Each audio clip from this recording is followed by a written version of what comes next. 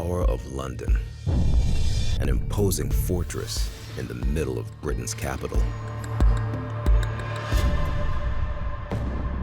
Over its 1,000-year history, few people ever left the tower alive, and that's by design.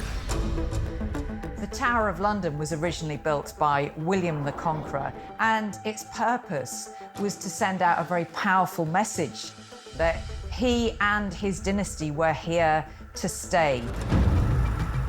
The Tower of London is located on the Thames, and that's important because William the Conqueror builds it in that spot for strategic reasons. He wants something that will basically act as a gateway or block that gateway for possible invaders.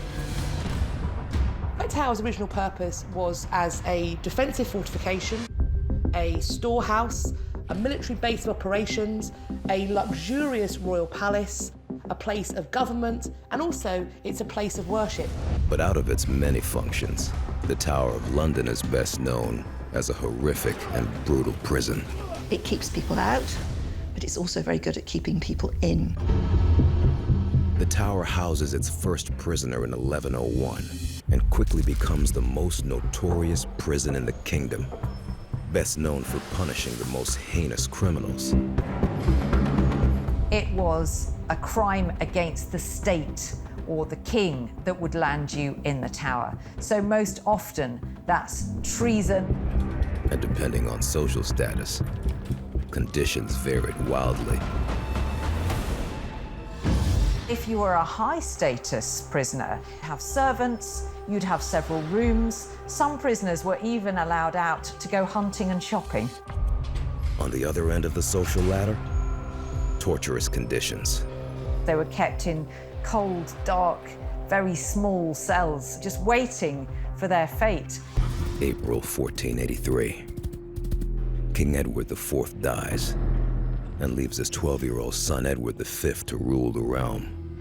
But the boy is too young to lead the kingdom, and his uncle Richard has his eyes on the crown.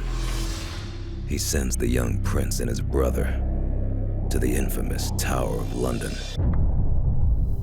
I think life for the princes in the tower must have been lonely. They had each other. We don't know if they had anyone else. But gradually, they were seen less and less. And that's when the concern starts to be raised and talked about more and more. And by the end of the summer of 1483, those two boys were never seen again. Did the bloody Tower of London claim 2 more lives? It was widely assumed that those two princes had been quietly murdered in the tower. Prime suspect is their uncle, Richard of Gloucester, because by the time they disappeared, he'd had them declared illegitimate and himself declared King of England.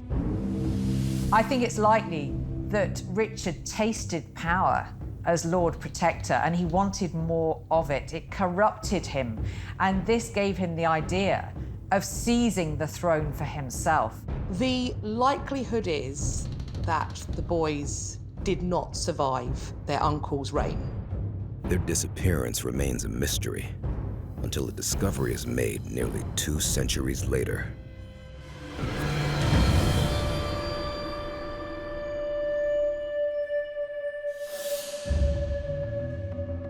Some building work is being done at the tower, and a box is found. In the box, we are told, are the remains of 2 boys, aged 11 and 13. Of about the same age as those princes at the time of their disappearance. Under the order of the crown, the bones have never been properly examined. So without further investigation, it is presumed that these are their remains. There are all sorts of conspiracy theories about the princes and that actually they managed to escape from the tower. But I think the reality is much more likely to be that they remained prisoners and that they were quietly put to death. After almost 800 years, the tower sees its demise. By the end of the Second World War, really the tower ceased to fulfill that defensive function. Any remnant of it being a prison or a fortress or a place of torture was over.